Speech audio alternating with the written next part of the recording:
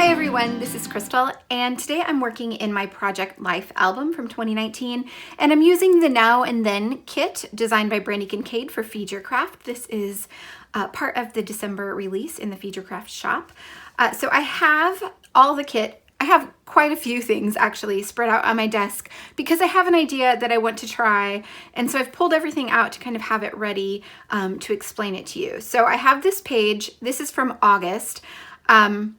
It's about me running, which you may be tired of hearing about, but this was the very first time I went this year, and I am not a runner.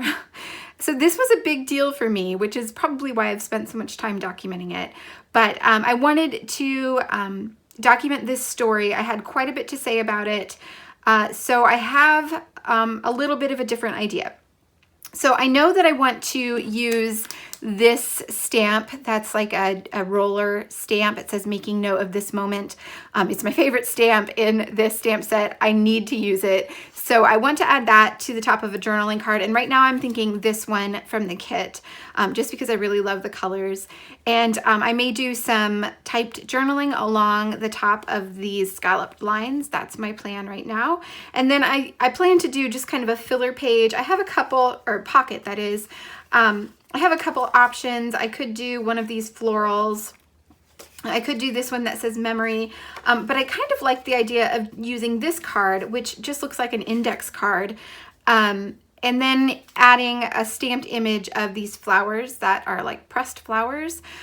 So that's what I'm thinking about doing there. And then to add to this page, I want to do some more hidden journaling. So I want to create an envelope that's going to go directly into the rings of my album, and use this paper. I have, it's vintage paper from a book, like an old lined notebook paper. So I want to type up some journaling on this, probably do a bit more stamping, maybe use the title Now at the top of it, and create an envelope for that journaling to go into, because I want to use one of these labels on the front of it as if it were, you know, going through the mail. And then in my last order, I also picked up this stamp set. This is the Hold Tight stamp set, which is definitely not new, but it has this postage stamp in it.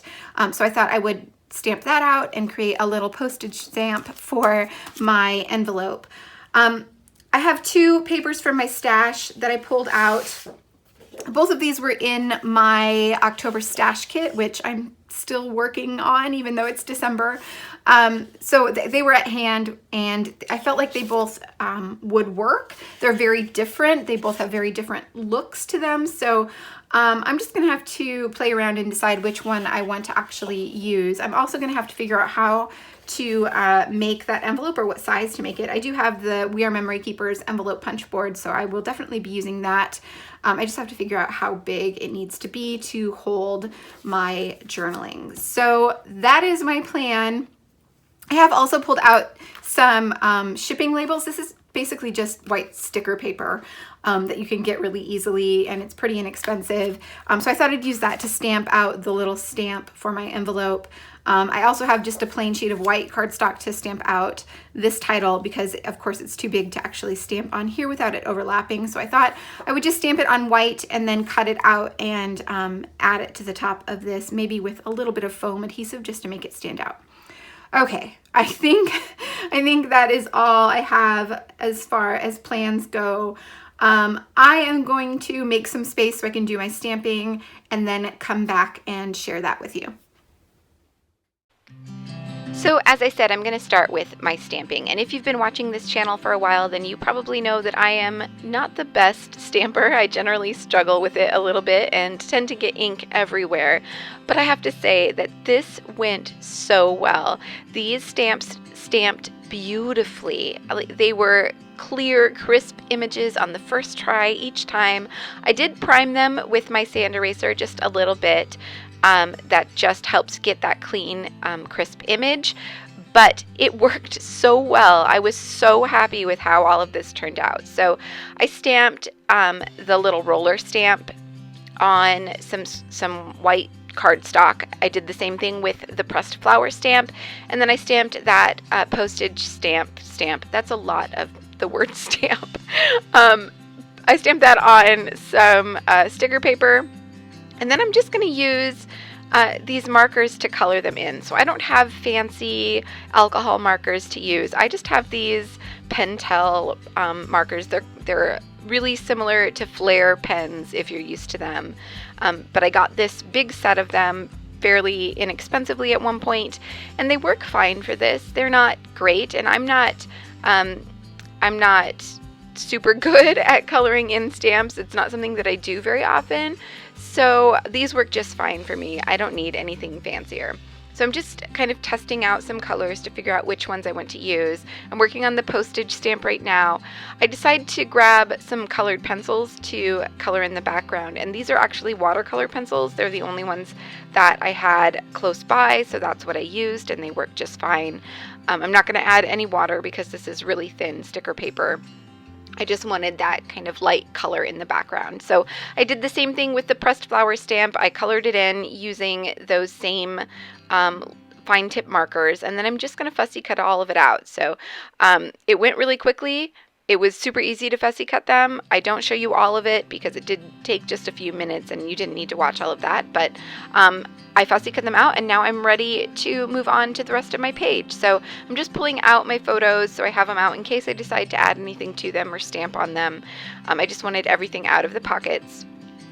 And I'm going to trim out some of these labels that came on the cut apart sheet. So when you order a kit from Feed Your Craft, a Brandy Kincaid kit always comes with a cut apart sheet, a printable cut apart sheet that you get digitally. So I printed this on pretty heavy weight cardstock, and I'm just trimming out one of the labels. I trimmed out the yellow one first, but I'm going to end up trimming out the green one just because there's a lot of green in my photo, and I wanted to tie that in a bit more. There's no green on any of the other cards that I have pulled out here, so that just helps tie that photo in a bit better.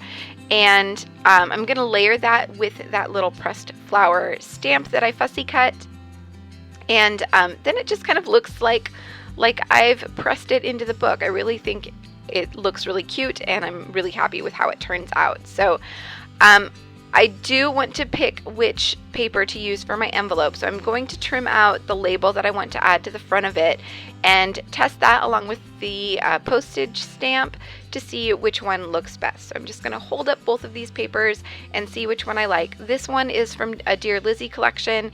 This one is from a Maggie Holmes collection, both from the 12 by 12 paper pad, so they're both one-sided papers with white on the other side. I ended up going with the Dear Lizzie one just because I felt like it just flowed a little bit better with the other things that I had on this page. So I went away, I figured out what size it needed to be. I used my envelope punch board to create this envelope. It's super easy to do once you figure out how it works. So I didn't feel like you needed to watch that. There's lots and lots of tutorials for how to use this punch board. But it was super simple. I cut it out, and then I just used some double-sided tape to adhere the flaps together, and then I can add these little bits to the front of it. So I peeled off the backing to my stamp and added it to the top corner, and then I'm going to add this label. So I do go back after I turn off the camera and add another label and a little stamp here. You'll see that in the close-up photos. It was looking just a little bit too plain, a little bit too blank for me, but I couldn't figure out quite what to do about it in the moment. But I do go back and add a few more bits, so you'll see that in the pictures at the end. Okay, so I was about to adhere this fussy cut stamp to the top of this card, but I realized, no, I need to do my journaling first, so I set that aside, and I'm going to work on the filler card here. I'm just going to add all of this down to the card. I'm using some double-sided tape just because that's what I had out on my desk. I realize when I start to add the flower, though, that I need to pull out my tape runner, so I go ahead and do that. Just trying to get this centered onto the page, and then I'm going to adhere the flower on top of that, just using tape runner like I said. And then I'm going to use a tiny piece of washi tape at the bottom of this flower. So on the stamp there is a little image of a piece of tape, but instead of just leaving that or coloring it in, I decided to add some actual tape over the top of it so it looks like it's actually taped down to the page. And then I decided to add another stamp to the bottom. It says "Don't Forget," which seemed like the perfect little addition for this card. I do wish I had moved up that label just a little bit, but I had not planned on stamping until it was already adhered down. So it's fine. It's not too low. I could still fit the stamp there just fine. Okay, so everything is coming together. I need to add my journaling, so I am going to go off camera and do that. Oh, but first I need to have a way of attaching this envelope into my album.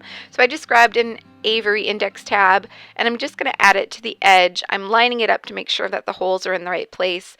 I'm just going to adhere it to the edge, and then I'm going to use my hole punch to punch 2 holes so that it fits into the rings of the album. Okay, so my journaling is all done now. I can add this fussy cut stamp to the top of my journaling card, and I just used some foam dots to do that. I had hoped to find some thinner foam, but I just rearranged my entire craft room and I couldn't find it. So I just used what I had, and it fits in the pocket just fine in the end, so no worries there. So my journaling on my little piece of paper that's going to go inside the envelope is done as well, but I do want to add some stamping to the bottom. I'm going to use the Now stamp from the Now and Then kit, and then I'm also going to use 2 little phrases from this other stamp that released this month as well. This is the About Time stamp set. And I'm going to add a couple of those below the Now stamp. I thought about adding that label to the bottom, but I really like the idea of it just being part of like a letter instead of adding something else to it. So I'm just going to stamp directly on this paper. Again, priming the stamps a little bit with my sand eraser and then just stamping them down. I didn't even test these. The other ones turned out so well, I figured I didn't really need to test them. And they worked out great. The one thing that you don't see, and you won't even see in the photos because I didn't realize it until much later, I do add a date stamp to the top of this little letter to myself. But again, you won't see that on camera. But I just wanted to let you know that's where I added the date for this spread. Okay, so I also need to add something to the back of the envelope as a little seal. I decided to use this circle from the cut apart sheet. I used a 1 1/4 inch circle punch to punch that out. And then I'm going to use some Velcro to adhere the flap of the envelope down. And all I had was this humongous Velcro. You can get much smaller adhesive Velcro to use for this, but this is what I had. And honestly, it did not even occur to me until I was editing the photos that I could have just trimmed that down and created a smaller piece of Velcro to use here, but I didn't. It didn't come to mind at the time, so I just have that humongous piece of Velcro, which is fine. It still works. It's just a little bit bulky. But there, that's it. That is the spread all done. I am so happy with how this turned out. This kit is adorable. It is one of my favorites, and I love all these little elements. So super happy with how everything turned out. If you have any questions about anything I've shown you here, feel free to leave them in the comments down below, and I'll be sure to get back to you. I hope you found some inspiration here today. Thank you so much for watching, and I will see you all back here soon.